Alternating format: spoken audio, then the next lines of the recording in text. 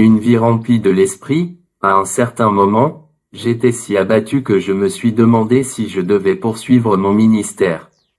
Comment pouvais-je proclamer que Jésus donnait la paix et la joie tout en étant découragé par mon incapacité à vivre pieusement?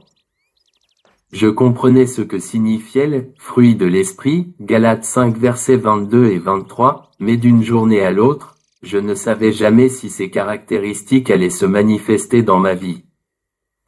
Dieu m'a laissé dans mon anxiété jusqu'à ce que je sois déterminé à découvrir si sa parole était vraie ou non. J'ai trouvé la réponse dans une biographie de Hudson Taylor. Lui aussi avait senti que ses efforts ne satisfaisaient pas les attentes divines. Cependant, Taylor avait découvert que Dieu voulait que nous lui fassions confiance et que nous nous appuyions sur ses promesses. Jésus voulait que ses disciples cessent de faire des efforts et de lutter, et qu'ils demeurent en lui et le laissent assujettir leur chair. Je croyais qu'une personne était d'abord sauvée et qu'ensuite, elle travaillait pour Dieu. Elle devait faire de son mieux pour agir selon Dieu, pour avoir de bonnes pensées et pour dire des paroles justes. Si elle n'était pas suffisamment bonne, elle devait déployer plus d'efforts.